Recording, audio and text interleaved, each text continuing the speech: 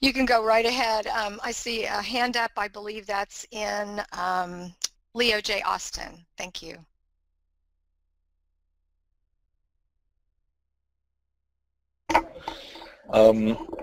I'm Stefan Tricona from Austin, and we just did presentations on human rights violations, and I did a presentation on Romeo Dallaire and the Rwandan genocide, and I was wondering what were the issues for achieving justice for the victims of the Rwandan genocide.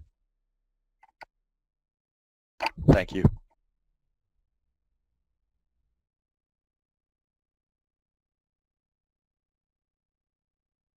Stefan, thank you for that question. That is a very difficult question because what does justice mean is very different. I actually spoke with people in Africa, people who were interns and lawyers there at the tribunal. I've also spoken to colleagues afterwards who have either experienced these issues or have worked on these issues. And justice means very different things to different people in different communities. You have to look at the cultural norms. So, for example, I was talking to a South African PhD student, and he was telling me that you're putting a lot of these individuals in fancy jails. They get cable television. They get to spend the next 20 years getting 3 hot meals in a pretty cozy cell compared to what we would think of as a prison cell here in the U.S. And this is more than they probably would have gotten when they were out of jail.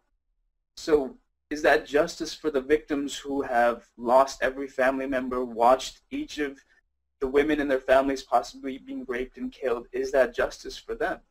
And he was saying in South Africa, a form of justice is more about apology, kind of hearkening back to a very old Christian ideal about the fact that an apology is the sincerest form of accepting one's fault and guilt. So this was an apology accompanied by even giving one's possessions to the family. So for example, most likely the breadwinner of that family, the male was killed in that atrocity, right? So what they would do is they would sometimes give a cow, right? Because they're like, okay, that's one means for you to, either feed your family or to, farm your land.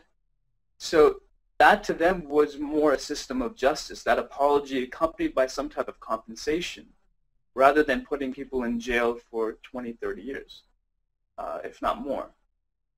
So it's very different. The Western, obviously, idea and thought about that is that accountability is necessary. If you don't have accountability, if people commit the worst of the worst crimes, don't recognize that they would likely be in prison for the rest of their lives, then these are likely to continue. These atrocities are likely to continue.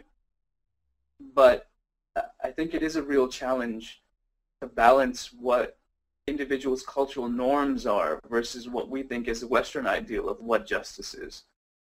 And which is why a mix of having truth commissions, a mix of having accountability through long prison sentences is necessary, but those concerns should be taken up, and it shouldn't just be Western society or the overwhelming norm kind of dictating what justice should be. There should be consideration of those who've actually been impacted to weigh in on what would be justice for them.